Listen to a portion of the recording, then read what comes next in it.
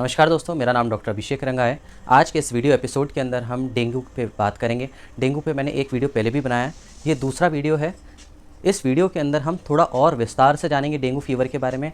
Dengue haemorrhagic fever क्या है उसको जानेंगे और आपको क्या क्या स्टेप्स लेने हैं अगर आपको डेंगू फीवर हो जाता है तो सबसे पहले स्टार्ट करेंगे डेंगू क्या है। डेंगू एक तरीके का वायरस है जो कि एडीज एजिप्टाई मच्छर से फैलता है।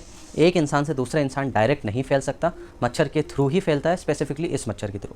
ये मच्छर सबसे ज़्यादा सनराइज़ और सनसेट के टाइम पे एक्टिवेट होता है। इस मच्छर के ऊपर आपको ऐसे सफ़ेद रंग के स्पॉट्स मिलेंगे। याद रखिए, मच्छरों को फैलने से रोकना इसका एक बहुत अच्छा ट्रीटमेंट है।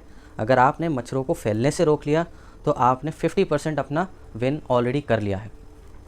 चलिए आगे चलते हैं। अब डेंगू फीवर के अंदर मेजॉरिटी जो केसेस है, majority cases will resolve by itself. आपको कोई इंटरवेंशन करने की ज़रूरत नहीं है। मेजॉरिटी केसेस अपने आप रिजॉल्व हो जाएंगे। हो सकता है आपको पता भी ना पड़े, हो सकता है छोटा मोटा फीवर आए और अपने आप रिजॉल्व हो जाए। बट हम थोड़ा सा एडवांस के अंदर जाते हैं। कुछ लोगों के अंदर जिनके अंदर बहुत सिवियर फीवर आता है, वो यूजुअली 5 to 7 डेज़ बाद आता है मच्छर काटने के।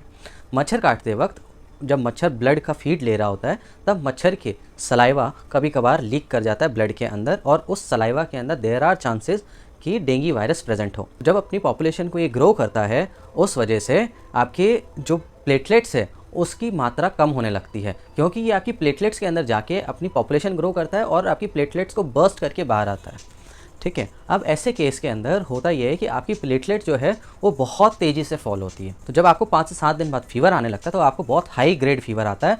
103-104 डिग्री फ़ारेनहाइट फीवर आता है। इस फीवर के 3 से 4 दिन बाद आपको बॉडी के अंदर रैशेस अपीयर हो सकते हैं, आपको हेडेक हो सकता है, सिवियर हेडेक। आपको बॉडी के अंदर जॉइंट्स के अंदर इतना सिवियर पेन हो सकता है कि इसको ब्रेक बोन फीवर भी नाम दिया गया है। अब ये सारे जो लक्षण हैं, ये सारे लक्षण हैं डेंगू हेमरेजिक फीवर के। Dengue haemorrhagic fever is a dangerous condition. इस कंडीशन में आपको अपने डॉक्टर के पास जाना है। जब भी आपको ये लक्षण है, आपको अपने डॉक्टर के पास जाना है। डॉक्टर आपके टेस्ट करवाएंगे। टोटल 4 टेस्ट आपके होंगे, सीबीसी, डेंगू और लिवर का टेस्ट और एक किडनीज़ का टेस्ट। ये 4 टेस्ट आपके बेसिक टेस्ट हैं, ये होंगे। इस टेस्ट के बेसिस पे हम लोग जज कर सकते हैं कि आपको हॉस्पिटलाइजेशन की ज़रूरत है या आप घर पे भी ठीक हो सकते हैं। अब इस केस के अंदर मान लीजिए आपका प्लेटलेट जो है वो इतना फॉल नहीं किया, it is still above 1 lakh and above values.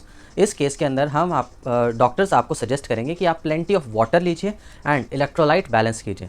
There are chances कि आपको वॉमिटिंग हो, देयर आर चांसेस आपको डायरिया हो। बट अगर आपको इस केस के अंदर कॉन्स्टिपेशन होता है तो आपको अपने डॉक्टर को बताना ज़रूरी है कि आपको कॉन्स्टिपेशन हो रहा है, बिकॉज ऐसे केसेस के अंदर अगर आपको कॉन्स्टिपेशन होता है तो आपको ज़्यादा एब्डोमिनल प्रेशर लगाना पड़ेगा and whenever you apply more pressure there are chances कि आपको इंटरनल ब्लीडिंग हो जाए। ठीक है, ब्लीडिंग के ऊपर जैसे बात आई है तो ब्लीडिंग से और क्या क्या हो सकता है, आपकी बॉडी के ऊपर सुपरफिशियल स्किन के नीचे आपको देखने को मिल सकता है कुछ ब्रूजेस प्रेजेंट है। ये ब्रूजेस कैसे आते हैं, आपकी जो कैपिलरीज है वो बर्स्ट कर जाती है। उनके बर्स्ट करने की वजह से ब्लड जो है बाहर एक्स्ट्रा सेलुलर स्पेसेस में आके फिल हो जाता है।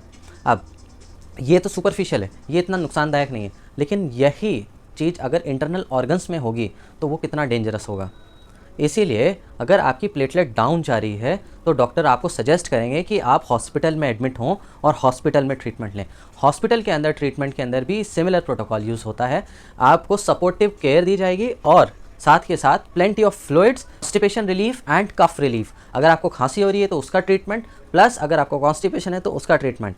कॉन्स्टिपेशन और खांसी से बचाना ज़रूरी है, जैसे मैंने कहा उससे प्रेशर डेवलप होता है and that can burst your capillaries and can prevent severe haemorrhages. अब अगर मान लीजिए हॉस्पिटल के अंदर प्लेटलेट बहुत ज़्यादा डाउन जाती है तो आपके डॉक्टर आपको सजेस्ट करेंगे प्लेटलेट ट्रांसफ्यूजन के लिए, एसडीपी, आरडीपी या फिर होल ब्लड ट्रांसफ्यूजन के लिए। ये ब्लड के प्रोडक्ट्स होते हैं। खून चढ़ता है या फिर खून का स्पेसिफिक एक पार्ट जिसको प्लेटलेट कहते हैं वो भी चढ़ सकता है। अब इस केस के अंदर आगे क्या किया जाएगा, धीरे धीरे अगर प्लेटलेट अपवर्ड ट्रेंड में है तो डॉक्टर यूजुअली फिर ब्लड ट्रांसफ्यूजन या एसडीपी ट्रांसफ्यूजन के ऊपर नहीं जाते हैं, वो नेचुरली बढ़ने देते हैं और सपोर्टिव केयर साथ के साथ देते रहते हैं। बट अगर वो फॉल कर रहा है तो हमें मल्टीपल ट्रांसफ्यूजन्स करने पड़ते हैं, because it is really important to have platelets in your blood. So this is what dengue and its complications are. Dengue को बढ़ने से रोकने का एक कारगर तरीका सिर्फ एक ही है कि मच्छरों को पनपने से रोकना, अपने आसपास पानी इकट्ठा ना होने दें, किसी परिजन को या किसी फैमिली मेम्बर को डेंगू हो जाता है तो अब आपकी ज़िम्मेदारी है कि उसको मच्छर बिल्कुल ना काटें।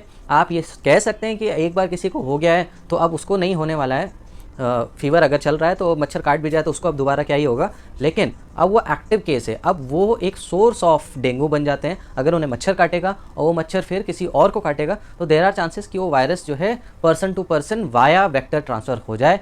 तो इस चीज़ का आपको ध्यान रखना है। एक बात और है, अगर आप घर पे ट्रीटमेंट लेते हैं, आपके डॉक्टर आपको सजेस्ट करते हैं कि आप घर जाके ट्रीटमेंट लीजिए, तो आपको ऐसी मेडिसिन नहीं लेनी है, पेन किलर्स जो आपके एसिड प्रोडक्शन को बढ़ाएं, बिकॉज देयर आर चांसेस कि गैस्ट्रिक अल्सर्स हो जाए और आपको वहाँ से भी ब्लीडिंग हो जाए। तो इसलिए पेनाल्जेसिक्स के अंदर आइबुप्रोफेन इस तरीके की मेडिसिन भी अवॉइड की जाती है। आपकी डॉक्टर आपको बेस्ट मेडिकेशन सजेस्ट करेंगे। प्लीज़ अपने डॉक्टर के पास जाइए अगर ऐसा कभी भी होता है तो। एंड फीवर को इग्नोर ना करें, फीवर को नापते रहें, फीवर के साथ साथ CBC का टेस्ट भी कराते रहें। इस वीडियो में यहीं तक। अगर आपको ये वीडियो पसंद आता है तो प्लीज़ इस चैनल को सब्सक्राइब कीजिए, इस वीडियो को अभी के अभी लाइक कर दीजिए और शेयर कीजिए इस वीडियो को अपने सारे व्हाट्सएप ग्रुप्स के अंदर और अपने फ्रेंड्स के साथ। Thank you so much, thanks for watching.